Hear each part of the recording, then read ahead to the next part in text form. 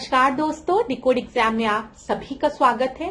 आज की क्लास में हम लोग मॉक टेस्ट डिस्कस करेंगे जो कि आपके यूपी पीसीएस प्रीलिम्स और आरओ एआरओ दोनों परीक्षाओं के लिए बहुत ही महत्वपूर्ण है। और आज का टेस्ट बहुत इंपॉर्टेंट है क्लास, एक बार आप इस टेस्ट को जरूर देखिएगा। और अगर कोई भी डाउट होता है आपको टेस्ट में तो आप कमेंट बॉक्स में मुझसे पूछ सकते हैं। आज की क्लास को स्टार्ट करने से पहले मैं थोड़ी सी इंफॉर्मेशन आप लोगों को दूंगी फाउंडेशन कोर्स की, जो कि डिकोड एग्जाम आप लोगों के लिए लेकर आया है। इस फाउंडेशन कोर्स में एंटायर आरओ एआरओ के सिलेबस को कवर किया गया है थ्रू वीडियो लेक्चर्स। यहाँ पर आपको नोट्स पीडीएफ के फॉर्मेट में प्रोवाइड की जाएगी, आपको टेस्ट सीरीज प्रोवाइड की जाएगी, साथ ही साथ आपको टेलीग्राम ग्रुप पे ज्वाइन भी कराया जाएगा, जहां पर अगर आपको किसी भी तरीके का डाउट होता है तो आप डिस्कस कर सकते हैं। क्लास इस कोर्स से रिलेटेड कोई भी इंफॉर्मेशन चाहिए तो नीचे व्हाट्सएप नंबर दिया गया है, यहाँ पर आप कांटेक्ट कर सकते हैं। डिकोड एग्जाम आप लोगों के लिए समान हिंदी की पुस्तक भी लेकर आया है, जो कि आप घर बैठे ऑर्डर कर सकते हैं फ्लिपकार्ट या फिर अमेजोन से, या फिर अगर आप चाहें तो इसको अपने नियरेस्ट बुक स्टोर पे जाकर खरीद भी सकते हैं। परीक्षा की दृष्टि से महत्वपूर्ण पुस्तक है, तो एक बार इसका अध्ययन आप लोग जरूर करें। और अगर इससे रिलेटेड कोई भी इंपॉर्टेंट इंफॉर्मेशन चाहिए तो व्हाट्सएप नंबर दिया गया है, यहाँ पर कांटेक्ट करें। चलिए आज की क्लास का पहला प्रश्न देखते हैं। प्रश्न हिंदी इंग्लिश दोनों माध्यम में दिया गया है और प्रश्न आज के क्लास में थोड़े लेंदी है, तो मैं आप लोगों को समय दूंगी प्रश्न को पढ़ने का। और अगर आपको उससे भी ज्यादा समय चाहिए होगा तो आप एक काम करिएगा, वीडियो को पॉज कर लीजिएगा। मैं हर उत्तर देने के पहले आपको बताऊंगी कि मैं इस प्रश्न का उत्तर देने जा रही हूँ। अगर तब तक आप किसी प्रश्न को नहीं पढ़ पा रहे हैं तो आप वीडियो को पॉज करके आराम से प्रश्न को अपने माध्यम में, इंग्लिश या हिंदी जिस माध्यम से आप बिलोंग करते हैं उसमें पढ़ के उत्तर दीजिएगा। तो देखिए यहाँ पर पहला प्रश्न है, तो थोड़ा समय ले लीजिए आप लोग।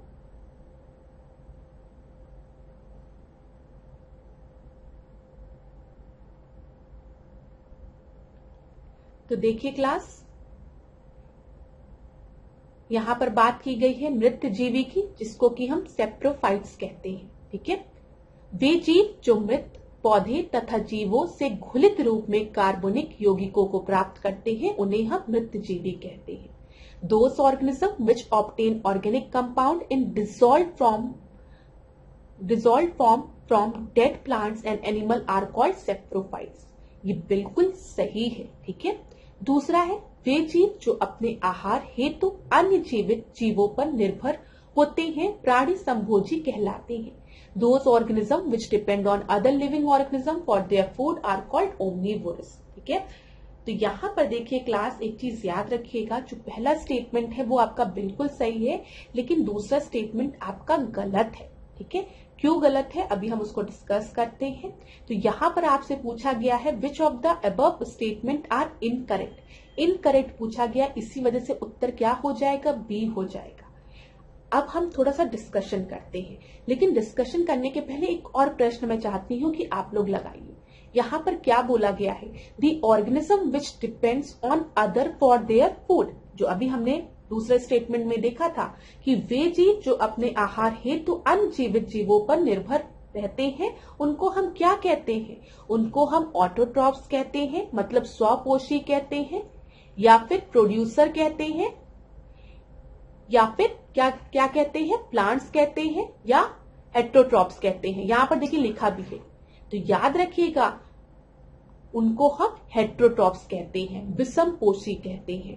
तो जो ऑर्गेनिज्म अपने खाने के लिए, जो जीव अपने खाने के लिए दूसरे जीव पर निर्भर रहते हैं उनको हम विषम पोषी कहते हैं। भोजन के लिए अन्य जीवों पर निर्भर होते हैं, जैसे हम आप। ठीक है, हम और आप अपना खाना खुद नहीं बनाते हैं। इसमें मत कंफ्यूज होइएगा कि मैम हम लोग हेट्रोट्रॉप्स नहीं, हम लोग विषम पोषी नहीं, हम लोग तो ऑटोट्रॉप्स हैं, क्योंकि मेरे घर में तो खाना मम्मी बना रही है तो वो तो ऑटोट्रॉप हुई। नहीं, वो खाना नहीं बना रही हैं। ठीक है, जो पेड़ हैं, जो ग्रीन प्लांट्स हैं, वो प्रकाश संश्लेषण के माध्यम से अपना भोजन खुद बनाते हैं, उनको हम ऑटोट्रॉप्स कहते हैं, प्रोड्यूसर कहते हैं, प्लांट्स।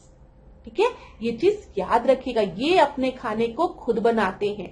हम सब हेट्रोट्रॉप्स हैं, चाहे कोई जानवर हो, चाहे शेर हो, बकरी हो, ग्रास होपर हो, सब हेटरोट्रॉप्स में आते हैं। ये चीज याद रखिएगा। अब हेटरोट्रॉप्स में भी अगर हम देखेंगे तो कार्निवोरस होता है। कार्निवोरस मतलब क्या होता है? कार्निवोर्स वो होते हैं जो कि मांस मछली खाते हैं, जैसे शेर हो गया। हर्बीवोर्स होते हैं जो कि हर्ब्स खाते हैं, जैसे गाय हो गई, घास फूस खा रही है। और ओमनीवोरस होते हैं सर्वाहारी, जो कि घास फूस भी खा रहे हैं और मीट मछली भी खा रहे हैं, दोनों खा रहे हैं। तो ये चीज याद रखिएगा। हमेशा अपने दिमाग में एक चीज बना के रखिएगा कि हम लोग ऑटोट्रॉप्स नहीं है, स्वपोषी नहीं है, हम लोग विषम पोषी हैं। ठीक है, हम अपने भोजन के लिए दूसरे जीवों पर निर्भर रहते हैं, हम पेड़ पौधे पर निर्भर रहते हैं। घास अगर आप खाते हो, साग खाते हो, तब भी आप पेड़ को खा रहे हो। हम पेड़ों पर निर्भर है अपने भोजन के लिए। अगर बकरा खा रहे हो तो हम बकरे पे निर्भर है अपने भोजन के लिए। तो ये चीज याद रखिएगा। तो यहाँ पर क्लियर हो गया होगा आपको। तो यहाँ पर उत्तर आपको मिल गया। अब एक चीज और इम्पोर्टेंट पॉइंट मैं आपको बताऊंगी, फिर हम लोग आगे बढ़ेंगे। कई बार पेपर में प्रश्न बन जाता है सेप्रोफाइट्स और पैरासाइट्स के बीच में। एक चीज याद रखिएगा, जब भी हम सेप्रोफाइट्स की बात करेंगे तो ये किस पर निर्भर रहते हैं? ये मृत पौधे और जीवों पर। मृत मतलब डेड प्लांट्स और एनिमल पर ये निर्भर रहते हैं अपने भोजन के लिए। पैरासाइट की अगर हम बात करेंगे तो ये लिविंग अपने आहार के लिए जीवित जीवों पर निर्भर रहते हैं, लिविंग ऑर्गेनिज्म पे।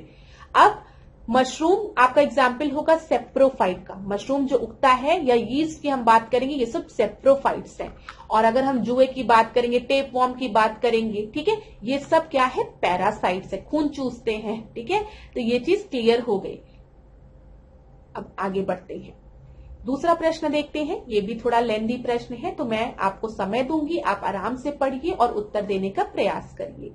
यहाँ पर मैं बता दूं आपको, सहोपकारिता की बात की गई है, जिसको कि हम म्यूचुअलिज्म कह रहे हैं। और दूसरा आपको सहभोजिता की बात की गई है, जिसको कि हम कमेंसलिज्म कह रहे हैं। तो अच्छा प्रश्न है, आराम से पढ़ लीजिए, फिर मैं उत्तर बताती हूँ।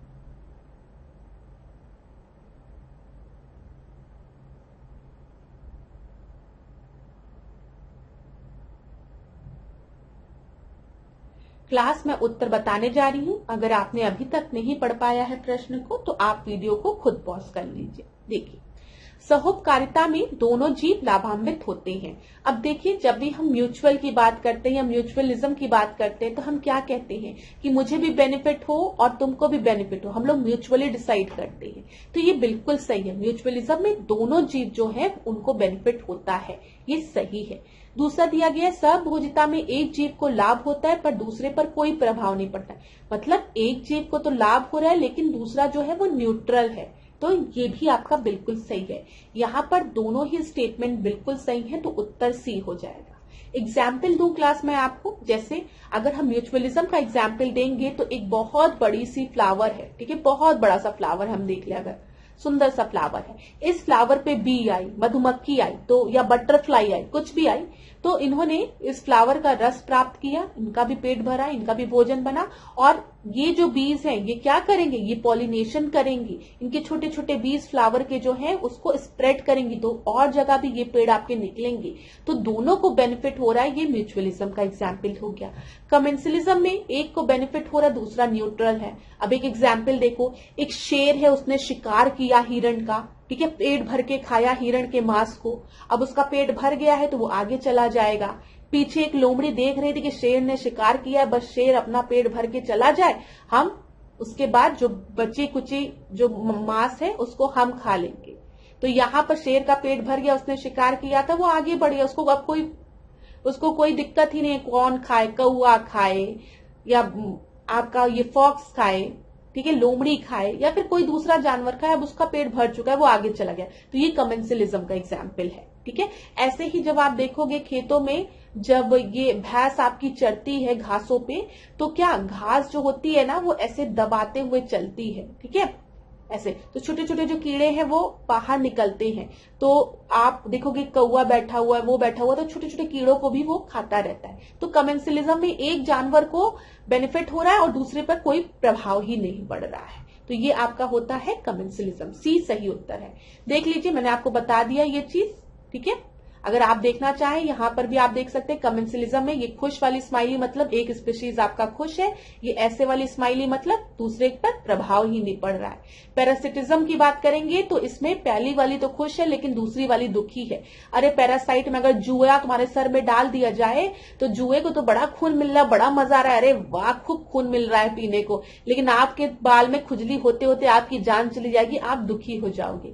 म्यूचुअलिज्म में दोनों को बेनिफिट मिल रहा है, जैसे कि इंसेक्ट और फ्लावर हो गया। तो ये भी क्लियर हो गया होगा। आज का टेस्ट बहुत अच्छा है, देखिएगा जरूर एक बार। अगर अभी तक आपने स्टार्ट नहीं किया है, इस प्रश्न से स्टार्ट कर रहे हैं, तो मैं आपको बोलूंगी कि जरूर देखिएगा टेस्ट आज का। यहां पर देखिए, कंसिडर द फॉलोइंग स्टेटमेंट। यहां पर कौन सा आपका सही है बताइए। प्राथमिक प्रदूषक की बात की गई है, प्राइमरी पॉल्यूटेंट की, और दूसरी तरफ आपका पर ऑक्सी एसिटाइल नाइट्रेट पैन की बात की गई है। तो थोड़ा समय लीजिए, प्रश्न को पढ़िए, उत्तर देने का प्रयास करिए।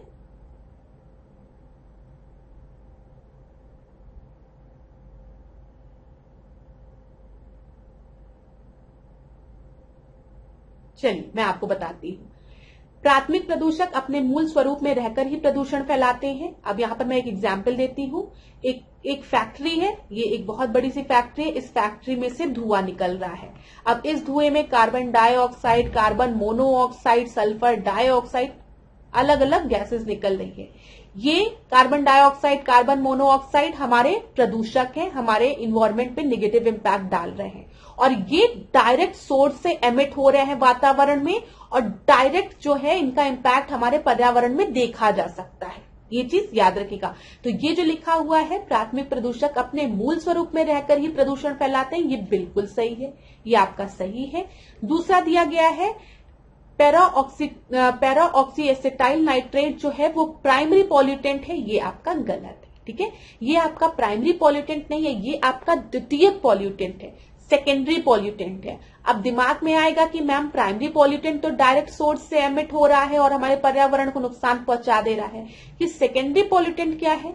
सेकेंडरी पॉल्यूटेंट जो है वो दो प्राइमरी पॉल्यूटेंट से मिलकर बनता है, या फिर प्राइमरी पॉल्यूटेंट में कोई फिजिकल केमिकल चेंज हो गया उसके वजह से मिलकर बना रहता है। मतलब कोई चेंजेस के बाद सेकेंडरी पॉल्यूटेंट आपका बनता है, ये डायरेक्ट सोर्स से एमिट नहीं होता है। जैसे अगर हम बात करें ओजोन का, यहाँ पे पैन जो है वो तो सेकेंडरी पॉल्यूटेंट है ही है, ओजोन भी जो है वो भी सेकेंडरी पॉल्यूटेंट है। अब इसमें स्टूडेंट्स बहुत कंफ्यूज हुए थे पेपर में, थोड़ा सा मैं आपको एग्जाम्पल दूंगी। यहाँ पर देखिए, जब भी हम O3 की बात करते हैं क्लास, अगर ये O3 ओजोन स्ट्रैटोस्फीयर में है, याद रखिएगा स्ट्रैटोस्फीयर में मतलब समताप मंडल में, लेयर में समताप मंडल में है, तो ये यूवी रेस से हमें प्रोटेक्ट कर रही है, तब ये पॉल्यूटेंट नहीं कहलाएगी। ठीक है, लेकिन अगर यही ओजोन जो है वो हमारे कहां पर, क्षोभ मंडल में, ट्रोपोस्फियर में प्रेजेंट हो, तो ये एक द्वितीयक प्रदूषक होती है। एसपी मतलब सेकेंडरी पॉल्यूटेंट होती है। और यहां पर क्या होता है, ऑक्सीजन एक नेसेंट ऑक्सीजन एटम के साथ मिलकर O3 फॉर्म करता है। अब ये जो नेसेंट ऑक्सीजन है, जो ऑक्सीजन एटम है, वो हो सकता है NO2 के ब्रेकडाउन से मिला हो या फिर CO2 के टूटने से बना हो, कहीं से भी ये नेसेंट ऑक्सीजन आता है जो हमारे वातावरण में ऑक्सीजन है उसके साथ रिएक्ट करता है और O3 फॉर्म करता है। तो यहां पर देखिए, after reaction, after change, secondary pollutant का फॉर्मेशन हुआ है। ये चीज याद रखिएगा। अगर O3 जो है वो ट्रोपोस्फियर में है, क्षोभ मंडल में है, तो वो सेकेंडरी पॉल्यूटेंट कहलाएगी, द्वितीयक प्रदूषक कहलाएगी। इसी को हम बैड ओजोन कहेंगे।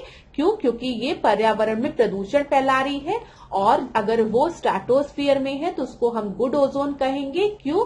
क्योंकि ये हमें पराबैंगनी किरणों से प्रोटेक्ट कर रही है। इतनी चीजें क्लियर हो गई। फोर्थ प्रश्न को अब हम देखेंगे।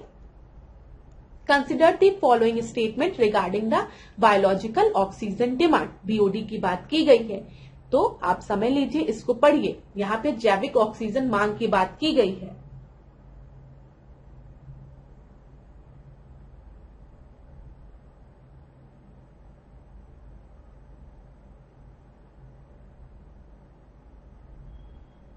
मैं उत्तर दूंगी क्लास आप लोगों को। अगर आपको और समय चाहिए तो वीडियो को पॉज कर लीजिएगा।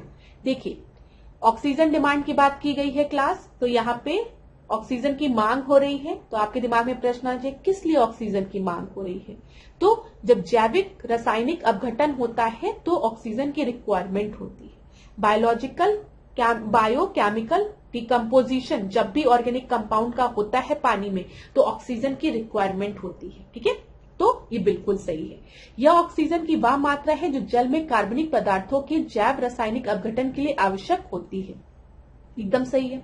अब आप बताइए, अगर डिमांड ज्यादा होगी ऑक्सीजन की, ठीक है, तो क्या होगा, ऑक्सीजन की जो अवेलेबिलिटी है वो क्या होगी, वो घटती जाएगी। एक चीज याद रखिएगा, कोई भी पानी है, ये वाटर है, कोई भी वाटर है, इसमें जो भी छोटी मछली या फिर बड़ी मछली या फिर जो पेड़ पौधे हैं, फाइटोप्लैंक्टॉन्स हैं, ये सब ऑक्सीजन को किस मात्रा में ग्रहण करते हैं, ये सब ऑक्सीजन को डिसॉल्व्ड ऑक्सीजन के फॉर्म में कंज्यूम करते हैं। जो पानी में घुलित ऑक्सीजन है उसके फॉर्म में मछलियां या कोई भी एक्वेटिक ऑर्गेनिज्म इनको कंज्यूम करता है डिसॉल्व्ड ऑक्सीजन के फॉर्म में। और अगर बायोलॉजिकल ऑक्सीजन डिमांड बढ़ गया, मतलब पानी में जो आपके जैविक घटक जो यहाँ पर हो रहा है, अपघटन हो रहा है, जो भी जैविक चीजें हैं उनका, तो ऑक्सीजन की जो मात्रा है घुलन ऑक्सीजन की डिसॉल्व वो पानी में कम होती जाएगी। ठीक है, और जब कम होती जाएगी तो यहाँ पे जो ऑर्गेनिज्म रह रहे हैं बेचारे, उनको डिसॉल्व ऑक्सीजन नहीं मिल पाएगा, ये भी मरने लगेंगे। और एक समय ऐसा आएगा कि पानी में ऑक्सीजन, डिसॉल्व्ड ऑक्सीजन एकदम खत्म हो जाएगा। और डिसॉल्व्ड ऑक्सीजन के पानी में खत्म होने का मतलब वहां पर कोई भी एक्वेटिक ऑर्गेनिज्म, जो आपके जो जीव है, वहां के जीव जंतु, वो नहीं सरवाइव कर पाएंगे और वहां पर एक डेड जोन क्रिएट हो जाएगा। समझ में आया? तो अगर परीक्षा में कभी पूछे कि डेड जोन पानी में मतलब क्या होता है, डेड जोन वो जोन होता है जहां पर ऑक्सीजन की मात्रा नहीं होती है, और ऑक्सीजन, डिसॉल्व्ड ऑक्सीजन की मात्रा ना होने की वजह से वहां पर कोई भी जीव जंतु सरवाइव नहीं करते। तो यहाँ पर बीओडी जब ज्यादा होगा तो ऑक्सीजन की डिमांड ज्यादा होगी, जिसके वजह से डिसॉल्व्ड ऑक्सीजन की मात्रा कम हो जाएगी। तो यहाँ पर आपका सही उत्तर क्या हो जाएगा, सी सही उत्तर है। ठीक है क्लास, यहाँ पर देख लीजिए, जितना ज्यादा डिकम्पोजिशन होगा ऑर्गेनिक वेस्ट का, उतना ही ज्यादा डिसॉल्व्ड ऑक्सीजन की रिक्वायरमेंट होगी और उतना ही आपका डिसॉल्व्ड ऑक्सीजन कम होता जाएगा। तो अगर पानी का बीओडी ज्यादा है, बायोलॉजिकल ऑक्सीजन डिमांड ज्यादा है, तो इसका मतलब क्या है, उस पानी में पॉल्यूशन भी ज्यादा है। ठीक है, और इसका मतलब क्या है, उस पानी में डिसॉल्व्ड ऑक्सीजन धीमे धीमे कम होता जा रहा है। ये चीज समझ में आ गई होगी। अगला प्रश्न देखते हैं, बायोपाइल्स का प्रयोग किया जाता है किस लिए, बताइए। Preventing the forest fire, production of antibiotic, treatment of surface contaminated with petroleum, या फिर एलिमिनेशन ऑफ सॉइल पॉल्यूटेंट।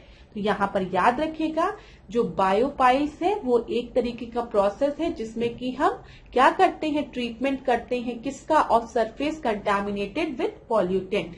यहाँ पर सी आपका सही उत्तर है। यहाँ पर देख लेते हैं हम, बायोपाइल्स लैंड फार्मिंग एवं कंपोजिटिंग का मिश्रित रूप है। इसका प्रयोग पेट्रोलियम हाइड्रोकार्बन से संदूषित सतह के उपचार में किया जाता है। अगला हम देखते हैं छठवां प्रश्न, बड़ा प्रश्न है तो समय दूंगी आप लोग को पढ़ने का।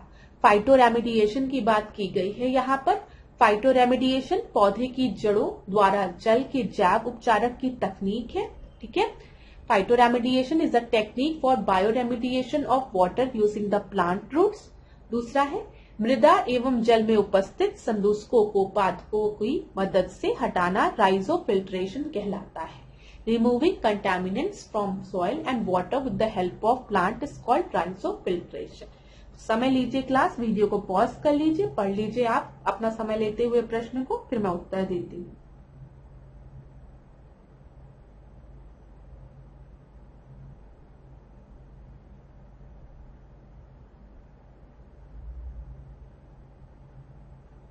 अब क्लास यहां पर ध्यान से देखिएगा, ये जो दो ऑप्शन है, राइजोफिल्ट्रेशन और फाइटो रेमेडिएशन, इन दोनों को एक्सचेंज कर दिया गया है।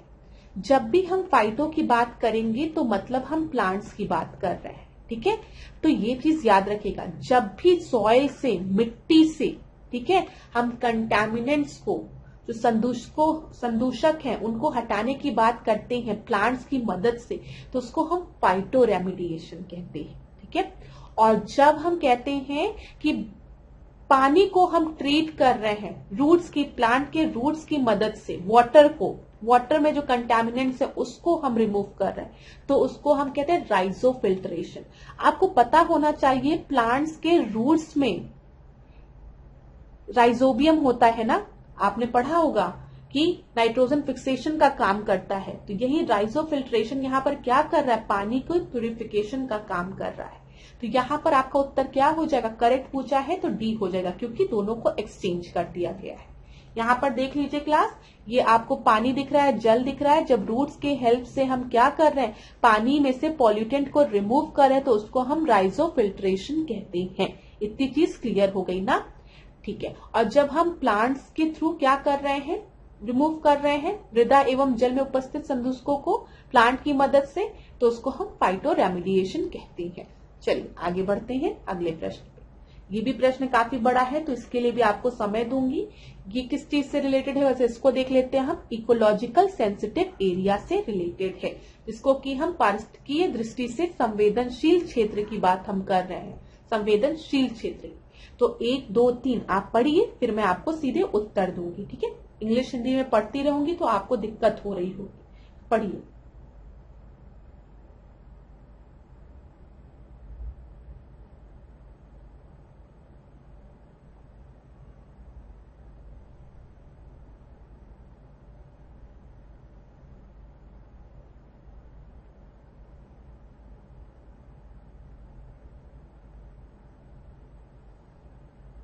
देखिए क्लास, अब मैं उत्तर देती हूँ आपको। अगर आपको और समय चाहिए तो वीडियो को पॉज कर लीजिएगा। यहाँ पर पहला लिखा है, यह संरक्षित क्षेत्र राष्ट्रीय उद्यानों और वन जीव अभ्यारण्यों के आसपास 1 किलोमीटर के भीतर स्थित क्षेत्र है। तो जो नेशनल पार्क है, नेशनल पार्क की अगर हम बात करें, प्रोटेक्टेड एरियाज की हम बात करें, वाइल्ड लाइफ सेंचुरी की, तो आपको पता है यहाँ पर कोर एरिया होता है, फिर बफर एरिया होता है, और यहीं पर बफर एरिया में इधर आपकी इको सेंसिटिव जोन होता है, ठीक है। तो ये चीज याद रखिएगा कि ये जो है ये लोकेटेड होते हैं विद इन 1 किलोमीटर अराउंड, नहीं विद इन 10 किलोमीटर अराउंड। तो ये आपका गलत है, 10 को 1 से रिप्लेस कर दिया है। जो इकोलॉजिकल सेंसिटिव जोन होते हैं उसको नोटिफाई करते हैं मिनिस्ट्री ऑफ एनवायरमेंट, फॉरेस्ट और क्लाइमेट चेंज, ठीक है, जो कि इन्वायरमेंट प्रोटेक्शन एक्ट 1986 के अंडर थ्रू इस एक्ट का यूज करके। तो ये बिल्कुल सही है, और इसका मेन पर्पस क्या होता है, एक्टिविटीज को रेगुलेट करना, नेशनल पार्क और वाइल्ड लाइफ सेंचुरी को प्रोटेक्ट करना, ये भी सही है। यहाँ पर आपका सही उत्तर क्या हो जाएगा, 2 और 3। ये समझ में आ गया। यहाँ पर 1 किलोमीटर नहीं होगा, यहाँ पर 10 किलोमीटर होगा। अगला प्रश्न हम देखते हैं। आज की क्लास में प्रश्न बहुत अच्छे हैं, ठीक है, तो पढ़िएगा जरूर। और क्लास कैसे लगी आप लोगों को ये मुझे प्लीज कमेंट बॉक्स में बताइएगा। आगे भी हम इसी तरीके से क्वेश्चंस को डिस्कस करेंगे। अब आपके पेपर में लेंथी प्रश्न आते हैं, डायरेक्ट प्रश्न ना आके। अब थोड़ा सा हम देखते हैं यूपी स्पेशल के प्रश्न, कुछ रिवाइज करते हैं। देश में क्षेत्रफल की दृष्टि से उत्तर प्रदेश का स्थान कौन सा है, दूसरा, तीसरा, चौथा, पांचवा। ये मैंने आपसे डिस्कस भी किया है। अगर हम एरिया के हिसाब से देखें तो सबसे बड़ा स्टेट कौन सा है बताइए, राजस्थान है ना। राजस्थान के बाद मध्य प्रदेश, मध्य प्रदेश के बाद महाराष्ट्र, और उसके बाद यूपी। तो 1 2 3 4, तो चौथा है, ठीक है, सी आपका सही उत्तर है। और अगर पॉपुलेशन की बात करेंगे तो सबसे ज्यादा पॉपुलेशन कहाँ है, उत्तर प्रदेश में है। 9वां प्रश्न हम देखते हैं। 9वां प्रश्न को देखिए, उर्दू उत्तर प्रदेश की द्वितीय राजकीय भाषा कब बनी, तो बताइए कब बनी, 1947 में, 49 में, 56 में, या फिर 89 में। तो द्वितीय पूछा है, सेकंड पूछा है, सेकंड ऑफिशियल लैंग्वेज, द्वितीय राजकीय भाषा। फर्स्ट राजकीय भाषा कौन सी थी बताइए, तो प्रथम राजकीय भाषा जो उत्तर प्रदेश की थी वो हिंदी थी, और वो कब बनी थी, 1947 में, ठीक है। और 1989 में सेकेंड ऑफिशियल लैंग्वेज क्या बनी, उर्दू बनी। तो यहाँ पर 1989 डी में दिया है, तो उत्तर क्या हो जाएगा, डी हो जाएगा। 10वां प्रश्न अब हम देखेंगे। Consider the following statement regarding the cities located on the bank of river in Uttar Pradesh. चलिए बताइए, उत्तर प्रदेश में नदी के किनारों की बात की गई है कि कौन सा आपका डिस्ट्रिक्ट है, जिला है। लखनऊ शहर गोमती नदी के किनारे स्थित उत्तर प्रदेश का एकमात्र शहर है। आपको लग रहा है आप गोमती जाओगे तो अगर जौनपुर में गोमती मिलेगी, सुल्तानपुर में गोमती मिलेगी, ठीक है, तो लखनऊ एकमात्र नहीं है, ये तो एकदम ही गलत है। ठीक है, दूसरा देखते हैं। मुरादाबाद रामगंगा नदी के तट पर स्थित है, तो बताइए रामगंगा नदी के तट पर मुरादाबाद स्थित है। तो यहां पर पूछा गया है उपयुक्त कथन में से कौन से सही नहीं है, तो कौन सा सही नहीं है? ए आपका सही नहीं है। गोमती के किनारे लखनऊ, जौनपुर, सुल्तानपुर शहर आपके बसे हुए हैं। अगला देखते हैं 11वां प्रश्न। Which of the following is correctly matched regarding the lakes located in Uttar Pradesh. तो बताइए, चलिए उत्तर प्रदेश की बात की जा रही है। करैला झील कहां पर है? लखनऊ में है। बखीरा, हरदोई, फूलर झील, पीलीभीत। तो फूलर झील तो परीक्षा में कई बार पूछा है, ये पीलीभीत में है। गोमती नदी कहां से निकलती है? पीलीभीत से निकलती है ना, ठीक है। बखीरा झील की हम बात करेंगे तो ये आपका हरदोई दिया गया है। बखीरा कहां पर? संत कबीर नगर में, ये गलत हो गया। करैला झील लखनऊ में है, सही है। उत्तर क्या हो जाएगा यहाँ पर? केवल 1 और 3, 2 आपका गलत है, तो करेक्ट बताना था, 2 गलत है। अगला देखते हैं 12वां प्रश्न। उत्तर प्रदेश नहीं, सूची 1 को सूची 2 के साथ लगाना है। उत्तर प्रदेश के ही पक्षी बिहार यहाँ पर दिए गए हैं, तो बताइए नवाबगंज पक्षी बिहार, बखीरा, समान और पार्वती अरंगा। अब तो आप लोगों को रट गया होगा क्लास। पार्वती अरंगा की बात करेंगे, कहां पर है? गोंडा में है। डी का सेकंड एक ही जगह दिया है, बी आपका सही उत्तर होगा, लेकिन हम और को मैच करेंगे। समान पक्षी बिहार की हम जब बात करेंगे तो वो कहां पर है बताइए? वो मैनपुरी में है। ठीक है, आप याद रख सकते हैं किसको? समान दो, मैन को समान दो। ठीक है, समान मैन को दो, समान मैन को दो, तो मैनपुरी हो गया, सी का 4। उसके बाद बखीरा की हम बात करेंगे तो संत कबीर नगर हो गया, और नवाबगंज की बात करेंगे तो उन्नाव हो गया। ठीक है, तो यहां पर आपको उत्तर मिल गया। अगला देखते हैं 13वां प्रश्न। कर्मा एवं शीला नृत्य जो है वो खरवार जाति द्वारा किए जाने वाला नृत्य है, और छोलिया नृत्य राजपूतों द्वारा किए जाने वाला नृत्य है। तो डांस के बारे में पूछा गया है, तो बताइए सबसे पहले कर्मा एवं शीला नृत्य जो है वो कहाँ परफॉर्म किया जाता है? खरवार जाति एक मतलब कहाँ से बिलोंग करती है बताइए? सोनभद्र, मैंने आपको बताया है ना, सोनभद्र में। और सोनभद्र अपनी बाउंड्री किन किन स्टेट्स के साथ शेयर करता है? कमेंट बॉक्स में बताइए कितनी बार मैंने आप लोगों को ये सब चीजें रिवाइज कराई है। अब आपको रट गया होगा, जो रेगुलर क्लास देखते हैं उनको रटा होगा। तो यहाँ पर पहला बिल्कुल सही है। छोलिया नृत्य जो है वो राजपूतों द्वारा परफॉर्म किया जाता है, ये भी सही है। विवाह उत्सव में जब विवाह होता है तब वो लोग परफॉर्म करते हैं। तो उत्तर क्या हो जाएगा? सी सही उत्तर है। अगला देखेंगे 14। निम्नलिखित में से उत्तर प्रदेश का सबसे कम ग्रामीण आबादी वाला जिला कौन सा है? बताइए कौन सा है? हमीरपुर, गौतम बुद्ध नगर, गाजियाबाद या फिर महोबा?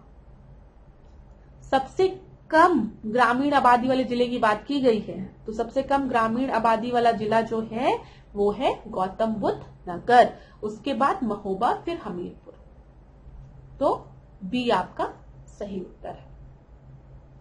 अगला देखते हैं 15 प्रश्न। निम्नलिखित कथनों पर विचार कीजिए। चलिए विचार कीजिए। उत्तर प्रदेश का जनघनत्व पॉपुलेशन डेंसिटी देश के औसत जनघनत्व से अधिक है। तो देश का कितना है बताइए? भारत का कितना है? दूसरा है उत्तर प्रदेश में 2001 से 11 के दौरान जनघनत्व में 139 की वृद्धि हुई। तो यहां पर आपको अगर देखेंगे देश का जो जनघनत्व है वो 382 है, उत्तर प्रदेश का 829 है। ये सही है, ये भी सही है। यहां पर आपका दोनों ही स्टेटमेंट बिल्कुल सही है। उत्तर क्या हो जाएगा? सी हो जाएगा। सी आपका सही उत्तर होगा। अगला प्रश्न हम देखेंगे 16वां प्रश्न। देखिए समय ले लीजिए, क्लास थोड़ा सा बड़ा है, अच्छा है प्रश्न है ये। विश्व बैंक के अनुसार जहां प्रति व्यक्ति सकल राष्ट्रीय आय $12,056 या उससे अधिक है उन्हें विकसित अर्थव्यवस्था कहा जाता है, और भारत एक विकसित अर्थव्यवस्था है। तो बताइए ए बी में से कौन सा आपका सही है? भारत को हम विकसित अर्थव्यवस्था में रखते हैं, डेवलप्ड इकोनॉमी में नहीं, भारत हमारे डेवलपिंग इकोनॉमी में आती है, तो दूसरा तो आपका गलत है। तो दूसरा कहाँ है? यहाँ है, यहाँ है, यहाँ है, यहाँ है। और पहला जो दिया गया है आपका वो सही है, तो उत्तर क्या हो जाएगा? ए आपका सही उत्तर हो जाएगा। ठीक है, यहाँ पे देखिए विश्व बैंक के अनुसार वे अर्थव्यवस्था जहां प्रति व्यक्ति सकल राष्ट्रीय आय जो है वो $12,056 या उससे अधिक है, उन्हें विकसित अर्थव्यवस्था या उच्च आय वर्ग वाली अर्थव्यवस्था कहा जाता है, जैसे अमेरिका, ब्रिटेन, स्विट्जरलैंड, जापान इत्यादि। और हमारा जो भारत है वो कैसा है? वो अभी आपका डेवलपिंग फेज में, ये चीज याद रखिएगा। अगला देखते हैं 17 जो है वो पॉलिटी का क्वेश्चन है। ठीक है, और यहाँ पर राज्यसभा से रिलेटेड है। तो देखिए क्लास, वीडियो को पॉज करिए, आराम से प्रश्न पढ़िए और उत्तर देने का प्रयास करिए। इसका निर्वाचन अप्रत्यक्ष विधि से होता है। संविधान की 5वीं अनुसूची में प्रत्येक राज्य से निर्वाचित होने वाले सदस्यों की संख्या निर्धारित कर दी गई है। राज्यसभा के सदस्यों को 6 वर्ष के लिए निर्वाचित किया जाता है। राज्यसभा एक स्थायी सदन है। तो बताइए, चलिए एक एक को डिस्कस करते हुए चलते हैं। जब हम राज्यसभा की बात करते हैं तो हम इसको अपर हाउस कहते हैं, और आपको पता है अपर हाउस जो है वो परमानेंट है, मतलब उसको हम डिसॉल्व नहीं कर सकते। खाली लोकसभा जो है वो डिसॉल्व हो सकती है। ये बिल्कुल सही है। दूसरा है राज्यसभा के सदस्यों को 6 वर्ष के लिए निर्वाचित किया जाता है, एकदम सही है। लोकसभा में 5 साल के लिए किया जाता है, राज्यसभा में 6 साल के लिए किया जाता है। संविधान की 5वीं अनुसूची में प्रत्येक राज्य से निर्वाचित होने वाले सदस्यों की संख्या दी गई है, बिल्कुल गलत है। चौथे में दी गई है। 5वें में तो हम शेड्यूल्ड ट्राइब्स की बात करते हैं ना, जनजातियों की बात करते हैं 5वें 6वें में, ये आपका गलत है। इसका निर्वाचन अप्रत्यक्ष विधि से होता है, सही है, इनडायरेक्ट मेथड से। तो यहाँ पर इनकरेक्ट पूछा था, तो उत्तर क्या हो जाएगा? उत्तर बी हो जाएगा। ठीक है, याद रखिएगा। देखिए, संविधान की 4थी अनुसूची में प्रत्येक राज्य से निर्वाचित होने वाले सदस्यों की संख्या निर्धारित की गई है। अगला देखते हैं 18वां प्रश्न। केंद्रीय अन्वेषण ब्यूरो सीबीआई की बात की गई है, निम्नलिखित कथनों पर विचार करना है। ये एक संवैधानिक संस्था है। बताइए, सीबीआई के बारे में अभी तक हमने संविधान में किसी अनुच्छेद में बात किया है? नहीं किया है ना। सोचो सोचो, कहीं पे किया है? नहीं किया है। तो इसका मतलब ये कॉन्स्टिट्यूशनल बॉडी नहीं है। अगर ये कॉन्स्टिट्यूशनल बॉडी होती तो हमारे संविधान के किसी अनुच्छेद में इसके बारे में, इसके गठन के बारे में दिया रहता, नहीं दिया है। इसे संकलन कार्यालय का दर्जा दिया गया है। हाँ, ये एक अटैच्ड ऑफिस है, ये सही है। सीबीआई का अगर हम बात करें, इसका गठन किस कमेटी के रिकमेंडेशन में हुआ था? संथानम कमेटी के रिकमेंडेशन में। तो यहाँ पर आपका सही क्या हो जाएगा? खाली तो बी आपका सही उत्तर हो जाएगा। ठीक है, अच्छा, इसकी स्थापना कब हुई थी ये देख लीजिएगा। 1 अप्रैल 1963 को गृह मंत्रालय के एक प्रस्ताव द्वारा इसकी स्थापना की गई थी। अगला देखते हैं 19 प्रश्न। अब 19 प्रश्न तो बहुत ही बड़ा है, तो मैं आप लोगों को थोड़ा ज्यादा टाइम दूंगी। वीडियो को पॉज करिए और आराम से प्रश्न को पढ़िए। यहाँ पर मैं प्रश्न को पढ़कर आप लोगों का समय नहीं बर्बाद करूंगी। मैं बस बता दूं, ये प्रश्न आपके त्रिभंग से रिलेटेड है। ये एक मुद्रा है। जब नृत्य किया जाता है तो त्रिभंग एक मुद्रा होती है, उसी मुद्रा से रिलेटेड ये प्रश्न है, पूछा गया है। इस मुद्रा में क्या क्या एक्सप्रेस किया जाता है, किस तरीके से इस मुद्रा को एक्सप्रेस किया जाता है, वो है। तो आप पढ़ लीजिए इसको।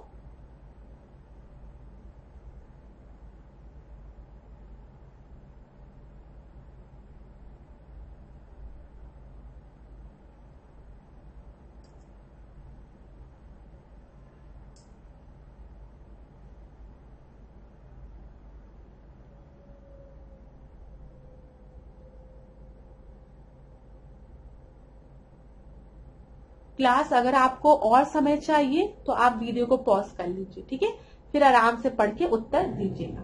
देखिए, त्रिभंग मुद्रा की जब भी हम बात करते हैं तो इसको मैं पिक्चर के फॉर्म में आपको दिखाती हूँ। इसमें देखिए पैर किस तरीके से, इस तरीके से पैर होता है, हाथ का पोस्चर ये होता है।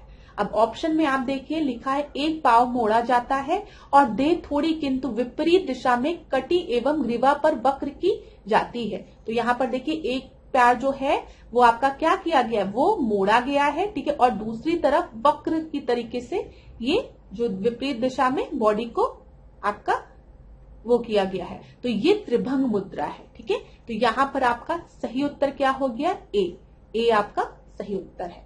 आगे बढ़ते हैं क्लास। अब देखिए, एनिहिलेशन ऑफ कास्ट नामक पुस्तक के लेखक कौन है? तो बताइए, एनिहिलेशन ऑफ कास्ट नामक पुस्तक के लेखक कौन है? आपको पहला BR अम्बेडकर दिया गया है, दूसरा महात्मा गांधी दिया गया है, फिर आपको क्या दिया गया है? ज्योतिबा फूले, और लास्ट में आपको दिया गया है लाला लाजपत राय। उत्तर क्या होगा? यहां पर आपका सही उत्तर है ए, BR अम्बेडकर। ए आपका सही उत्तर है। आगे बढ़ते हैं, 21वां प्रश्न देखते हैं। निम्नलिखित घटनाओं के बढ़ने का सही क्रम बताइए। तो सिविल डिसोबीडियंस मूवमेंट की बात की गई है, उसके बाद गांधी इरविन समझौते की बात की गई है, फिर पूना पैक्ट की बात की गई है, और लास्ट में आपको नेहरू रिपोर्ट दिया गया है। तो आप बताइए मुझे, इसमें सही उत्तर क्या होगा?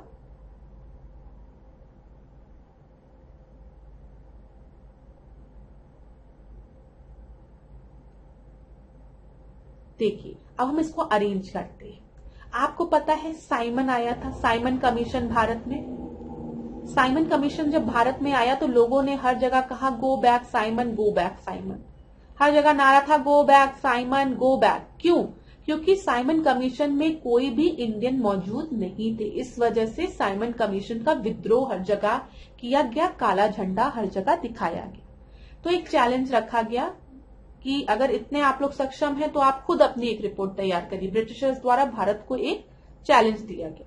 मोतीलाल नेहरू ने उस समय इसको एक्सेप्ट किया, MNG ने, मोतीलाल नेहरू ने, ठीक है, ये चीज याद रखिएगा। और उन्होंने नेहरू रिपोर्ट बनाकर तैयार की। नेहरू रिपोर्ट जो थी वो आपका साइमन की रिपोर्ट से पहले बनकर तैयार हो गई थी, 1928 में बनकर तैयार हो गई थी, ठीक है। और एक चीज बोला गया कि हम 1 साल का, 1 ईयर का समय देते हैं नेहरू रिपोर्ट को इम्प्लीमेंट करने के लिए। नेहरू रिपोर्ट में जो डिमांड थी वो थी डोमेनियन स्टेटस की। मोतीलाल नेहरू अब थोड़े बूढ़े हो गए थे, इनके बेटे जवाहरलाल नेहरू और सुभाष चंद्र बोस कुछ ऐसे लीडर्स थे जो कि अब यंग थे, और उनके कहने का मतलब था कि अब हमें डोमिनियन स्टेटस की मांग नहीं करनी चाहिए, हमें पूर्ण स्वराज की बात करनी चाहिए। लेकिन नेहरू रिपोर्ट में बोला गया कि 1928 में जो बनकर तैयार हुई कि चलो 1 साल का समय हम ब्रिटिशर्स को देते हैं, अगर वो इसको एक्सेप्ट कर लेते हैं तब ठीक है, नहीं तो फिर देखा जाएगा।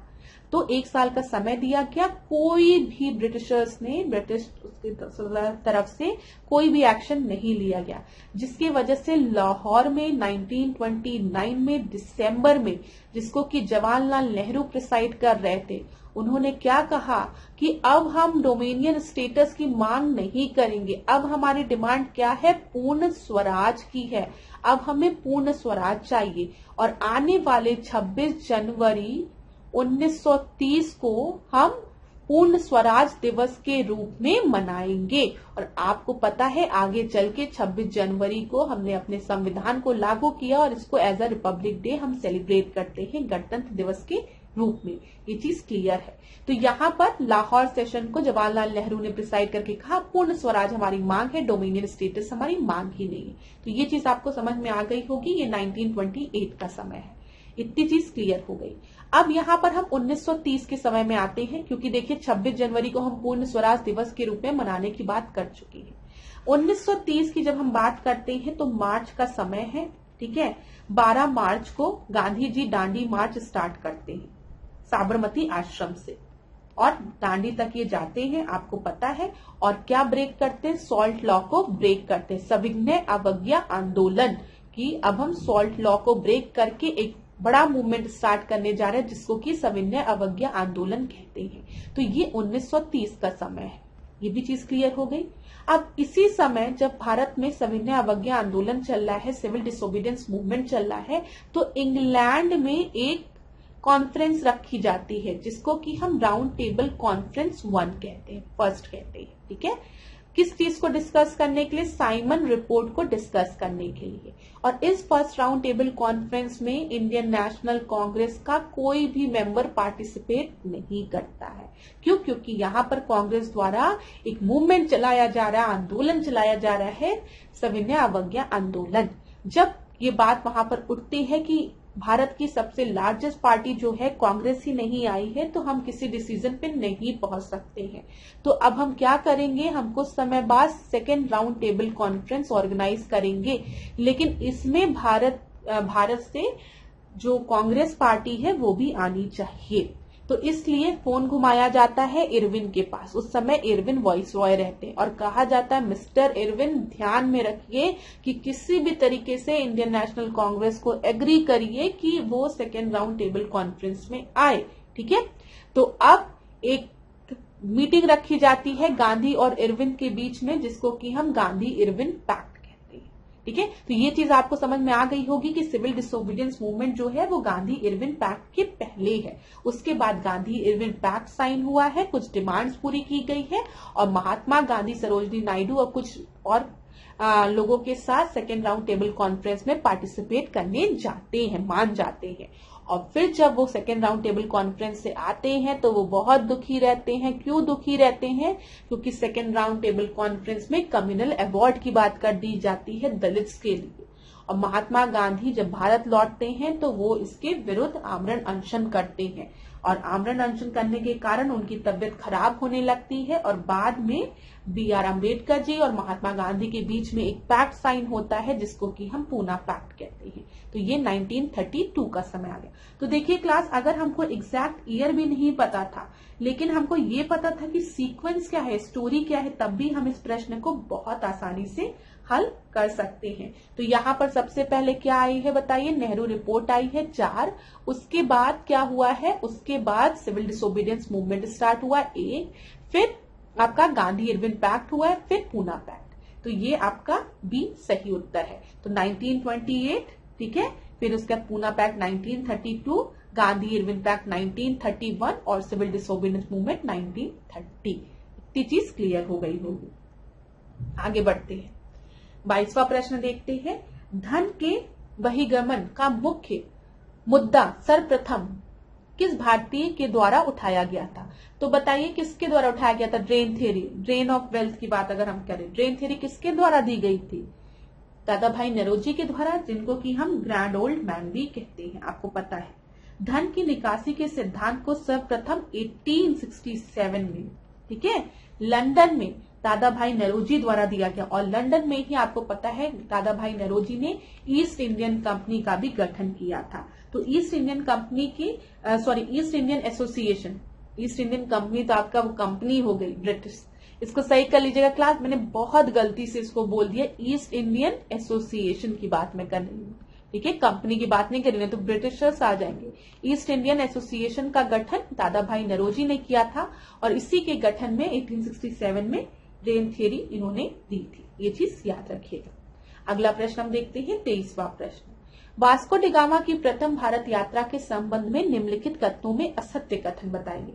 ठीक है, वह 20 मई 1598 को कालीकट बंदरगाह पर पहुंचा। फिर उसके बाद उस समय कालीकट का शासक जमोरिन था। जमोरिन ने उसका स्वागत किया। उसने काली मिर्च के व्यापार में से 60 गुना लाभ कमाया। अब क्लास देखिए, ये आपने पढ़ा होगा, ये कई बार पेपर में पूछा भी है। वास्को डी गामा भारत में कालीकट पे पहुंचा था, ठीक है, पोर्ट पे, बंदरगाह पे, लेकिन 1498 में, ये चीज याद रखिएगा, 20 मई 1498 में, ये चीज क्लियर है। तो यहाँ पर ये आपका गलत हो जाएगा। उस समय कालीकट में शासक कौन था? जमोरिन था, बिल्कुल सही है। जमोरिन ने उसका स्वागत भी किया था और वास्को डी गामा ने काली मिर्च के व्यापार में काफी लाभ कमाया था, ये सही है। तो यहाँ पर आपका गलत कौन सा हो जाएगा? ए। क्यों? क्योंकि 1598 नहीं 1498 होगा। ये चीज क्लियर हो गई, ठीक है। यहाँ पर देख लीजिए, ये आप इसको ए कर लीजिए क्लास। देखिए डी गलती से लिखा है, इसको ए करिए। ये 20 मई 1498 को कालीकट पहुंचा था। अगला देखते हैं, 24वां प्रश्न। 24वां प्रश्न देखिए, निम्नलिखित कथनों में से कौन सा एक सही है? करेक्टली मैच्ड पूछा गया है। आधुनिक कोची भारत की स्वतंत्रता तक डच उपनिवेश था, बोला गया है। डचों ने पुर्तगालियों को पराजित किया और आधुनिक कोची में फोर्ट विलियम्स का निर्माण कराया। आधुनिक कोची पहले डच उपनिवेश था जिस पर बाद में पुर्तगालियों का अधिकार हो गया और आधुनिक कोची कभी भी ब्रिटिश उपनिवेश का भाग नहीं था। अभी क्लास देखिए, लिखा है डचों ने पुर्तगालियों को पराजित किया, ठीक है, और आधुनिक कोची में उन्होंने फोर्ट विलियम का निर्माण कराया। फिर लिखा है आधुनिक कोची पर पहले डच उपनिवेश था। दोनों में से कोई एक ही तो सही होगा, आप मुझे बताइए। तो यहाँ पर याद रखिएगा कि जो मैं उत्तर बताने जा रही हूँ उसको ध्यान से सुनिएगा। अगर आपने अभी तक नहीं प्रश्न को पढ़ा है तो आप समय ले लीजिए, वीडियो को पॉज करिए और देखिए, आपको खुद ही इस प्रश्न में उत्तर मिलेगा। देखिए, डचों ने पुर्तगालियों को पराजित किया था 1663 में और फोर्ट विलियम का निर्माण कराया था। ये चीज याद रखिएगा। तो यहाँ पर जो लिखा है आपका, डचों ने पुर्तगालियों को पराजित किया था और आधुनिक कोची में फोर्ट विलियम का निर्माण कराया था, ये आपका बिल्कुल सही है। ठीक है, बिल्कुल सही है। आधुनिक कोची पहले पुर्तगाली उपनिवेश था जिसके बाद में डचों का अधिकार हो गया था। ये याद रखिएगा। यहाँ पर जो लिखा है आधुनिक कोची पहले डच उपनिवेश था, नहीं, पहले ये पुर्तगाली उपनिवेश था, बाद में डचों का अधिकार हो गया था। ये चीज याद रखिएगा।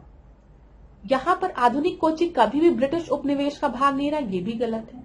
1840 में ब्रिटिश उपनिवेश का भाग हुआ, यहाँ पे ब्रिटिश ने भी उपनिवेश किया था, ये भी गलत है। और आधुनिक कोची भारत की स्वतंत्रता तक डच उपनिवेश रहा, ये भी गलत है। तो यहाँ पर आपका सही उत्तर क्या हो जाएगा? बी आपका सही उत्तर हो जाएगा। ठीक है, यहाँ पर आधुनिक कोची जो है भारत की स्वतंत्रता तक डचों का उपनिवेश नहीं, आपका ब्रिटिश उपनिवेश रहा, ये चीज याद रखिएगा। तो यहाँ पर उत्तर आपका हो जाएगा बी। अगर थोड़ा सा इस प्रश्न को आप पढ़ते और समय देते तो अगर आपको नहीं भी पता था तब भी आप आसानी से हल कर सकते थे। 50% तो आप एलिमिनेट कर ही सकते थे ऑप्शंस को। 25वें प्रश्न को अब हम देखते हैं। महाराजा रणजीत सिंह ने प्रसिद्ध कोहिनूर हीरा किससे प्राप्त किया था? तो किससे प्राप्त किया था बताइए? साद शुजा से, जमशाह से, दोस्त मोहम्मद से या फिर शेर अली से?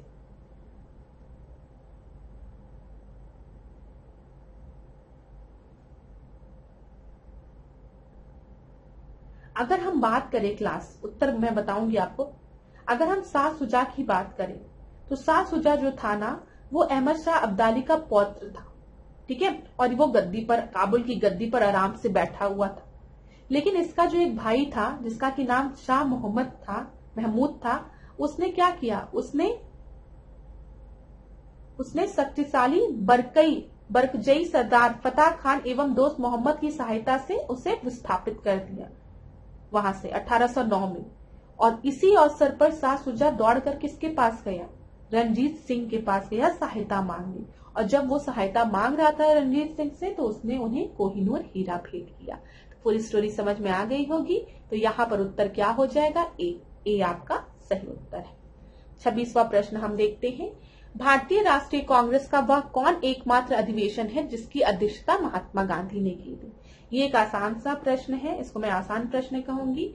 बेलगांव, कानपुर, कराची, रामगढ़। तो यहाँ पर आपका सही उत्तर क्या है? महात्मा गांधी ने बेलगांव अधिवेशन 1924 की अध्यक्षता की थी। कानपुर सेशन 1925 में इंपॉर्टेंट है, क्यों? क्योंकि इसकी अध्यक्षता सरोजनी नायडू ने की थी। और सरोजनी नायडू जो है वो पहली भारतीय महिला थी जिन्होंने इंडियन नेशनल कांग्रेस को प्रिसाइड किया था। अगर आपसे प्रश्न पूछेगा कि पहली महिला कौन थी तो वो एनी बेसेंट थी, लेकिन एनी बेसेंट एक आयरिश महिला थी, ये आयरिश महिला थी।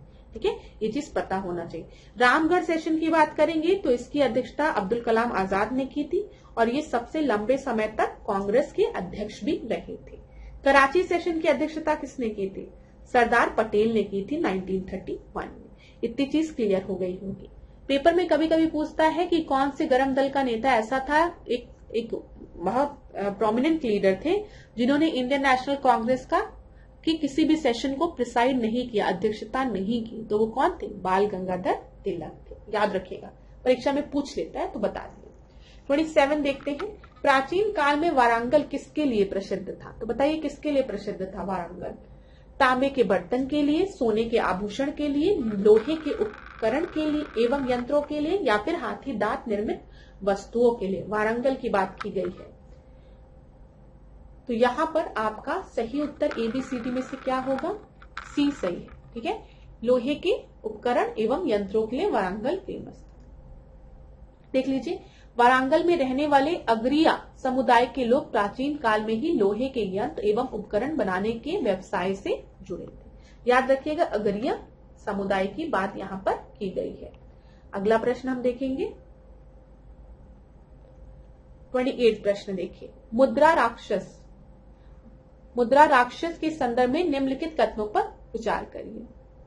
इसकी रचना विशाखा दत्त द्वारा की गई थी और यह ग्रंथ गुप्त इतिहास से संबंधित है। तो बताइए किसके द्वारा की गई थी मुद्रा राक्षस की?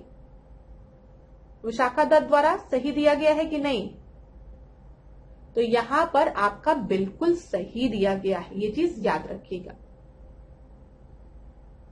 एकदम सही दिया गया। इसमें गुप्त इतिहास के बारे में लिखा गया है, ये आपका गलत है, ठीक है। इसमें चाणक्य और चंद्रगुप्त मौर्य संबंधित चीजों के बारे में, यहां पर उनसे रिलेटेड चीजें लिखी गई, तो मौर्य साम्राज्य के बारे में इसमें बताया गया है, ये चीज आप याद रखिएगा। चलिए, यहाँ पे दूसरा आपका गलत है। तो क्या बोला गया है, अब में से कौन सा इनकरेक्ट है? तो इनकरेक्ट कौन सा है? केवल 2, पहला सही है, ठीक है। देख लेते हैं, बी आपका सही है, ठीक है। इसमें चंद्रगुप्त मौर्य को वृषल एवं कुलहीन कहा जाता है, ये चीज याद रखेगा। अगला देखते हैं, अद्वैतवाद के संस्थापक कौन थे? बताइए, शंकराचार्य, माधवाचार्य, वल्लभाचार्य या फिर निम्बकाचार्य? बहुत इंपॉर्टेंट प्रश्न है, क्लास समय समय पे रिपीट कर लिया जाता है। तो आपकी आरओ, एआरओ और पीसीएस की दोनों की परीक्षा है, तो एक बार समय देके पढ़ लीजिएगा, ठीक है। अब देखिए, ऐसे नींबू में 2 बीज होते हैं, तो निम्बुकाचार्य, द्वैतवाद, ठीक है, द्वैतवाद, ये याद रखिएगा। तो उससे रिलेटेड है, अद्वैतवाद से शंकराचार्य है, तो यहाँ पर ए आपका सही उत्तर है। देख लीजिए, माधवाचार्य की बात करेंगे तो द्वैतवाद, वल्लभाचार्य शुद्ध द्वैतवाद, ठीक है, और निम्बकाचार्य द्वैतवाद, और अद्वैतवाद के संस्थापक कौन है? शंकराचार्य। चलिए आगे बढ़ते हैं, 30वें प्रश्न को देखते हैं। थोड़ा समय ले लीजिए, मैच करना है, फिर उत्तर बताइए।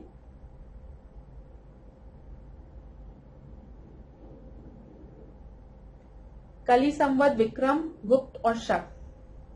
विक्रम संवत की अगर हम बात करेंगे तो 57 सबसे इजी है ये, बी का फर्स्ट 2 जगह दिया है, ए का फोर्थ हो गया, ए का फोर्थ आपका ये दिया है, ठीक है। अब बचा गुप्त संवत और शक संवत आपका 78 हो जाएगा, मतलब 2 हो जाएगा, डी का सेकेंड। उत्तर क्या होगा? डी होगा। देख लेते हैं, यहाँ पर देख लीजिए, विक्रम संवत 57, शक 78, गुप्त 319 और ये 3102 कली संवत। अगला प्रश्न देखते हैं 31, निम्नलिखित में से कौन सा अष्टांग योग का अंग नहीं है? तो बताइए क्लास, अष्टांग योग का अंग कौन सा नहीं है? प्रत्याहार, अस्तेय, समाधि, प्राणायाम है, समाधि भी है, प्रत्याहार भी है, अस्तेय नहीं है, बी सही उत्तर है।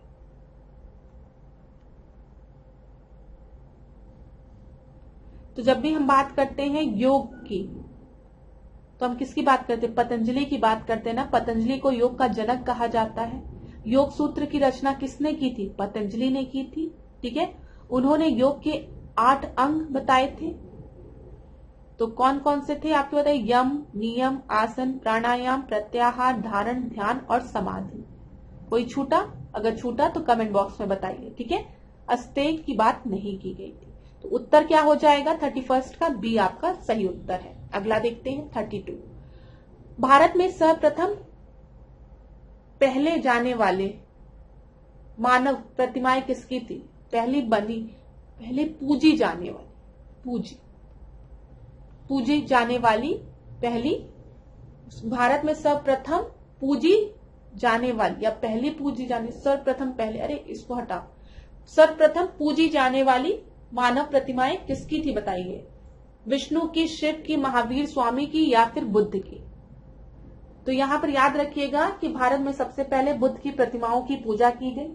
आपको पता है, जब हम बात करते हैं मथुरा स्कूल, गांधार स्कूल और बौद्ध धर्म के महायान शाखा के अनुयायियों ने सर्वप्रथम बुद्ध मूर्ति स्थापित करके उनकी पूजा प्रारंभ की थी। तो यहाँ पर आपका सही उत्तर क्या हो जाएगा? डी आपका सही उत्तर हो जाएगा। अगला देखते हैं 33, भारत के साथ सीमा साझा करने वाले देशों को साझा सीमा की लंबाई के अवरोही क्रम में व्यवस्थित कीजिए। तो क्लास ये बहुत ही इजी प्रश्न होते हैं लेकिन रिपीट हो जाते हैं, तो ध्यान में रखा करिए। अगर हम बात करें भारत में बाउंड्री शेयर करने के बाद, तो सबसे ज्यादा किसके साथ शेयर करता है? बांग्लादेश के साथ, याद रखिएगा। अप्रोक्सीमेटली 4000 है ये, ठीक है। फिर उसके बाद चीन के साथ, चाइना के साथ, फिर पाकिस्तान के साथ, फिर नेपाल, फिर म्यांमार, भूटान और अफगानिस्तान। कितना हो गया गिनो? 1 2 3 4 5 6 7, ठीक है। तो यहाँ पे अरेंज करो। आपका बांग्लादेश नहीं दिया है, चाइना नहीं दिया है, फिर पाकिस्तान दिया है, तो 3 हो जाएगा। तो यहाँ पर 1 हो गया, सबसे पहले 1 यहाँ दिया है, और फिर आपका क्या हो गया? नेपाल हो गया ना, तो 3 हो गया। फिर म्यांमार हो गया और भूटान हो गया, तो उत्तर क्या हो जाएगा? बी। बी आपका सही उत्तर है। आगे बढ़ते हैं, 34 प्रश्न को देखते हैं। प्रायद्वीपीय पठार के संदर्भ में निम्नलिखित कथनों पर विचार कीजिए। तो पेनिनसुलर की प्लेटूज की बात की गई है, तो आपको पता है, देखते हैं। यहाँ पे प्री कैम्ब्रियन काल से लेकर, ठीक है, क्वार्टरनरी पीरियड की चट्टानें पाई जाती है।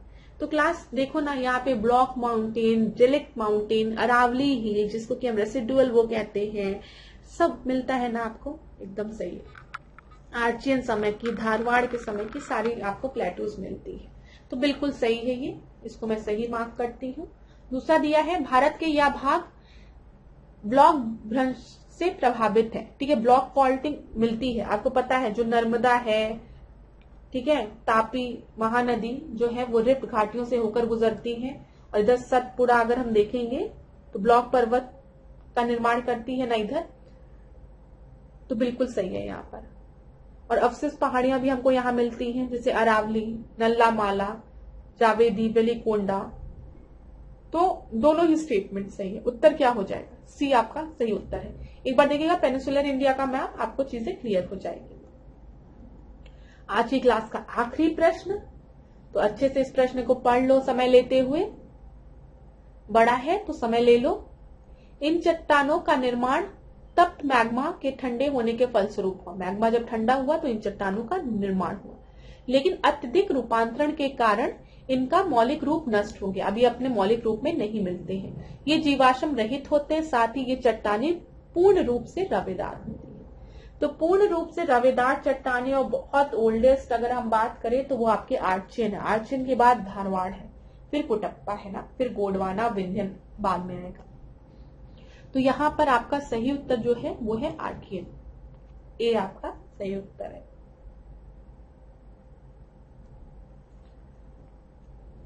यहाँ पे देख लीजिए, आर्कियन चट्टानें रवेदार होती हैं, इनका निर्माण तप्त मैग्मा के ठंडे होने से होता है। इन चट्टानों में जीवाश्म का अभाव होता है, ठीक है। नीस, ग्रेनाइट, मार्बल, क्वार्ट्ज, डोलोमाइट आदि आर्कियन की चट्टानों के प्रमुख उदाहरण हैं। आर्कियन क्रम की चट्टानों का इतना रूपांतरण हुआ है कि वो वर्तमान समय में अपना वास्तविक रूप हो चुकी है, याद रखिएगा। तो क्लास आज के टेस्ट में हमने 35 प्रश्न डिस्कस किए हैं। करंट अफेयर के प्रश्नों को नहीं डिस्कस किया है। नेक्स्ट टेस्ट में हम लोग फिर करंट अफेयर के टेस्ट को, क्वेश्चंस को डिस्कस करेंगे, आप उसकी चिंता नहीं करेंगे। लेकिन आज कमेंट बॉक्स में बताइएगा आपको आज का टेस्ट कैसा लगा, कितने क्वेश्चंस आपके सही हुए। आज का टेस्ट अच्छा था मैं कहूंगी, ठीक है। आप में से बताइएगा जरूर किसको कितना स्कोर किया आप लोग ने, और कहाँ पर दिक्कत हुई आप लोगों को, ये भी मुझे बताइएगा। अगर किसी स्पेसिफिक सब्जेक्ट में, स्पेसिफिक टॉपिक में आपको दिक्कत होती है तो आप मुझे कमेंट बॉक्स में बता सकते हैं। आने वाले टेस्ट में हम उसको क्वेश्चंस के माध्यम से कवर करेंगे। आप में से कई स्टूडेंट ने नोटिस भी किया होगा कि जो डिमांड आप करते हैं, जिन प्रश्नों को, जिन टॉपिक से, उसको मैं ले आती हूँ। तो आगे भी हम लोग आपके कमेंट्स पढ़ेंगे और उसी के अकॉर्डिंग अगर कोई टॉपिक इम्पोर्टेंट लगेगा तो उसको जरूर इंक्लूड करेंगे। लेकिन आप लोगों को पढ़ना है, ये चीज याद रखिएगा। मैं फिर कहूंगी जाते जाते, सबसे ज्यादा यहाँ पर इम्पोर्टेंट रोल कौन प्ले करेगा, वो आप खुद है। हम आपकी मदद कर सकते हैं, लेकिन पढ़ाई मेहनत आपको करनी है। समय आपको अच्छा खासा मिला है, अगर अभी तक आपने पढ़ाई नहीं की है तो अभी भी जाग जाइए, आपके पास समय है, प्रीलिम्स आपका क्वालिफाई हो जाएगा, तो पढ़ना स्टार्ट कर दीजिए। और जिन स्टूडेंट ने पहले ही तैयारी कर चुकी है उनको किसकी तरह, कछुए की तरह नहीं, कौन था, खरगोश की तरह, सॉरी, उनको खरगोश की तरह सोना नहीं है, ठीक है, कि सो जा रहे अभी तो बहुत समय है, मैं तो ऐसे ही सबको बिछाड़ दूंगा, मेरी तो काफी अच्छी तैयारी। अरे नहीं, रोज पढ़ना है आपको, ठीक है, आपको रोज पढ़ना है। कोई भी डाउट होता है कमेंट बॉक्स में पूछना है। अगर आपको लगता है कि आप सब पढ़ चुके हैं तो उसको रिवाइज करो, ठीक है, और अगर आपको लगता है मैं रिवाइज भी कर चुका हूं तो मेंस के लिए अपनी प्रैक्टिस स्टार्ट कर दो, लेकिन समय मत बर्बाद करो। अगर समय मिला है तो ठीक है, पढ़ाई करो, ये चीज याद रखिए, क्योंकि जब रिजल्ट निकले ना जिस दिन, उस दिन सेलेक्ट हो जाओ, बस ये सोच के चलोगे ना, उस पल को याद करोगे जिस दिन उस पीडीएफ में तुम्हारा नाम होगा, तो तुम्हें बहुत शक्ति मिलेगी पढ़ने के लिए। बस ये सोच के पढ़ो कि वो जो पीडीएफ आएगा उसमें मेरा भी नाम होना चाहिए या मेरा भी रोल नंबर होना चाहिए। तो thank you so much class. अब आज के सेशन को यहीं पे एंड करेंगे। कोई भी डाउट होता है तो बताइएगा। आशा करती हूँ आज की क्लास आपको अच्छी लगी हो। इसी तरीके से मेरे साथ ऐश्वर्या सिंह के साथ डिकोड एग्जाम के साथ बने रहिए। खूब पढ़िए, खूब आगे जाइए। आपका दिन मंगलमय हो।